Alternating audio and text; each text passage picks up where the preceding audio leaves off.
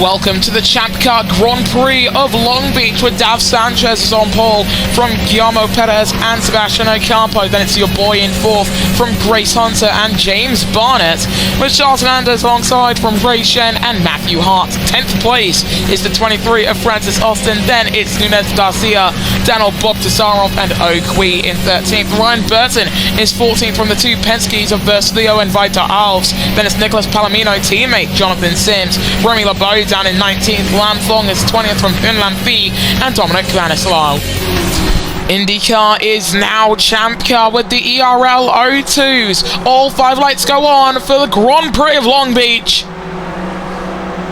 And ChampCar is go! And it's a great start from Guillermo Perez off the line. Tries to stay in front of Ocampo as they barrel down into turn number 1. On board with car number 3. Off the track for Sanchez. 5-second time penalty, and we've got yellow flags. But I think I might know. Oh, it's the two Penske's! And Nicholas Palomino, Alves versus Theo, all involved at the very back of the pack. It looked like Hunlan Phi had to go off the track as well for target Chip Ganassi, but aside from these 3 drivers, everyone's kept it clean, and all 3 of these guys with front wing damage. For Vita Alves, that's a serious knock to the confidence. For Palomino, Groundhog Day, another major incident near the start of a Grand Prix. Although for him it was an E-Prix in Formula E, of course. You can see the drivers making their way through the final sector. Lam Fong getting alongside with Ryan Burton, coming through the final turn of this very short lap, and it's Nunez Garcia who's hit the wall. He's gone off the track, but aside from that, Guillermo Perez has dropped a second behind Dav Sanchez, who leads on lap 2 of 18. It's great to have these champ cars. V8s roaring around the track for 1, and for 2, it's the ERL O2 chassis, which is used in Formula E. It's a lot more of a... If you don't like the sound of Formula E, then you'll definitely love the excitement of the champ cars. And Sebastian Ocampo, he's opting to do double duty. Former teammate Dav Sanchez leading this race, of course. Back in their Formula E days, that was close to hitting the wall. Lam Fong is in the wall. The 73 from Vietnam lets his countrymen go by. It's a 4th car with front wing damage on lap 2 for him. We could see the Penske's and Palomino both coming to the pits. In comes Vita Alves. After just 2 laps, he couldn't take it anymore. Lam Fong, another 5-second time penalty. That's for causing collision with Remy LeBeau, who is struggling out there in these naturally aspirated cars. He's the reigning Formula E champion, though. So maybe for some of these drivers, it's taking to the fact that you don't have direct drive and then adapting your driving style to that. That could be the issue that we're seeing with Remy LeBeau. And we're on to lap 4. The laps around here, they're lightning quick, and Guillermo Perez is the highest placed rookie out there. He's 2nd. He's got Grace Hunter being the closest rookie to him. And you know, the rookie class this season actually not looking too bad. Lam Fong, of course, coming into the pits. Vita Alves has already come in. I am still struggling with some of these names, of course. It's not English. And your boy, look at this from the 27. Looks to try and go around the outside. Can't get it done. He's going to get a better chance here. He looks darting around that target Chip Ganassi machine in front of him. And where can the French number 27 look for the move? And I think he's got it. Attack mode, heading down the straight. With the push to pass, heading down into 1, and your boy moves up into 2nd position, and he's going to get attack mode on Dav Sanchez as well. I hope he does. Otherwise, Guillermo Perez in that number 3 car, he's not going to be V3 for too much longer. He's barely even a 10th of a second behind the Arrow McLaren SP car in front of him. Sebastian Ocampo, by the way, still running up in the top 5. Showing just how much talent that 76 has behind the wheel. And your boy in that number 27 for our McLaren. Now he's playing the defense game. Maybe he's trying to put Perez is in a position that you don't want him to be in. We're lucky not to have had any full course cautions so far today. We've had a caution in Sector 1 and in Sector 3 so far. But obviously it could have been a lot worse. I mean, listen to those downshifts. You don't hear this in Formula E. Hunlam Phi comes into the pits. Car number 19 goes off of the softs, puts on hard tyres. Should take him quite a ways into this race. Nico Palomino absolutely clobbered in that earlier incident involving this man and his teammate. And it's another set of softs for the Penske driver, sponsored by something I'm not too sure if I can mention on this broadcast. It's anything for the money, anything to keep the lights on, I guess, down at that team. I think Vestlio might get lapped here. Your boy is into the pits, Barnett's in, and Ray Shen also down into pit lane. We've got 3 drivers into the pits. Bogdasarov's in. Nunez Garcia stays out. Ocampo's being given a time penalty.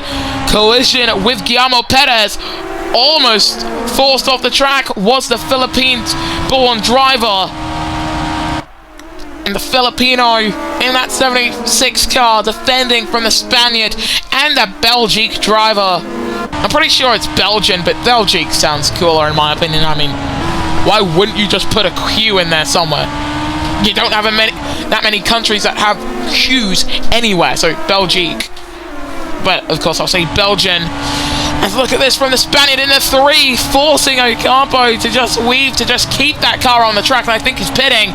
In comes Ocampo and Perez, and Sanchez is coming out of the pits too. It's a slow release for the 72, who's coming back on the track on the hard tyres.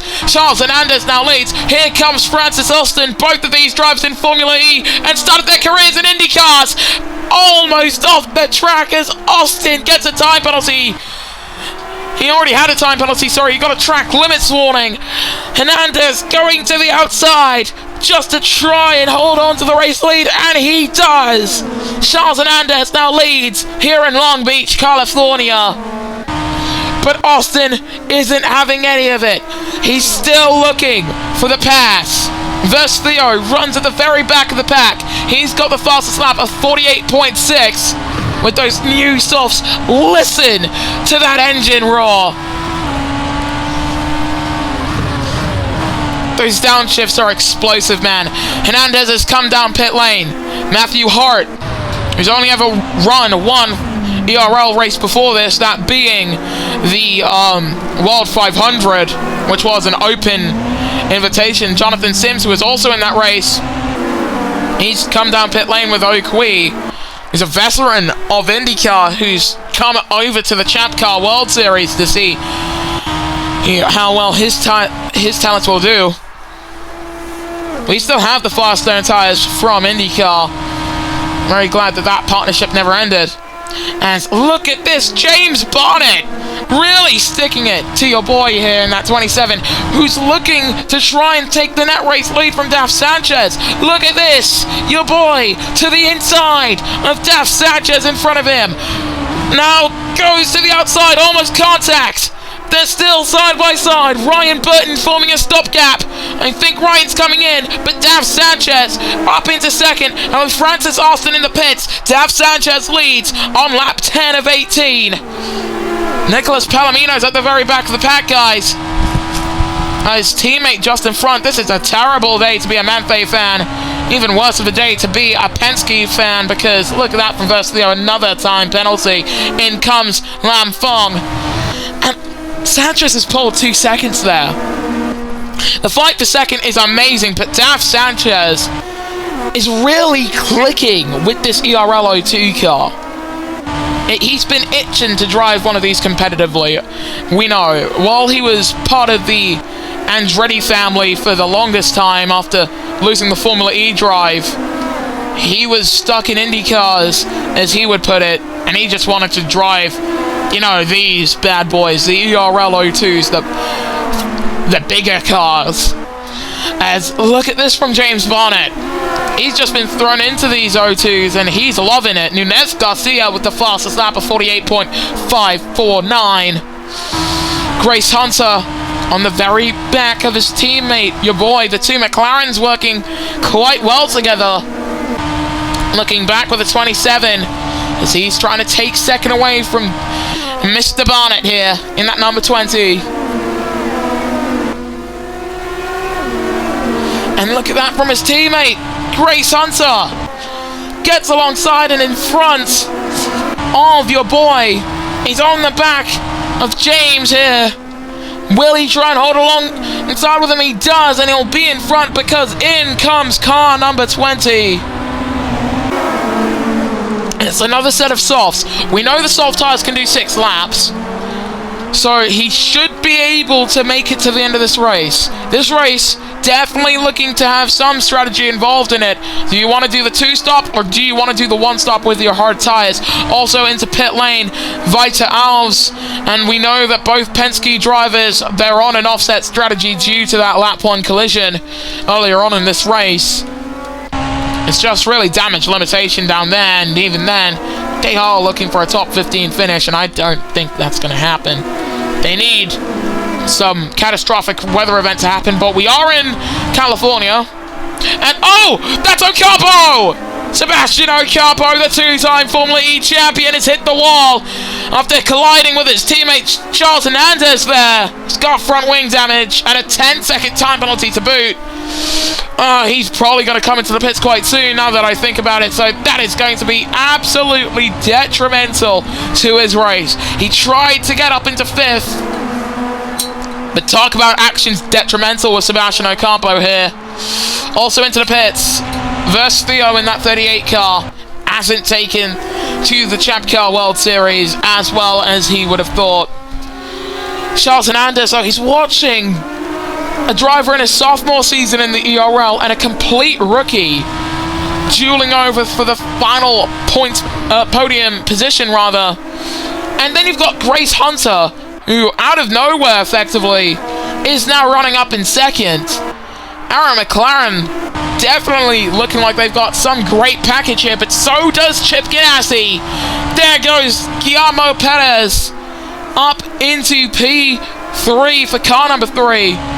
Daniel Bottasarov in front of Ray Shen there. James Barnett in 15th position, setting the fastest lap of this race of 48.1. As Qui on the back of Remy LeBeau. These two I don't think have actually raced against each other because Remy spent all of his career in the Formula E. He never drove an Indy car. So to be in ChampCar in that number 60 car, it's definitely something interesting. We've got rumors that his son, Casper, might be driving in the Ace Championship off the track for your boy.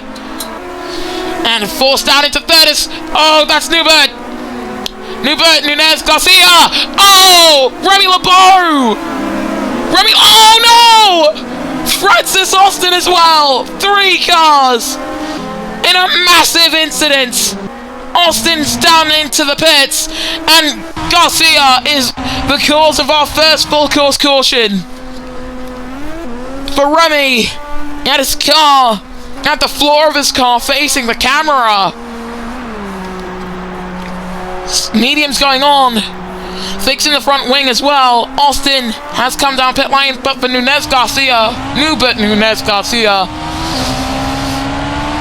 that is not how you want to end your first ERL race.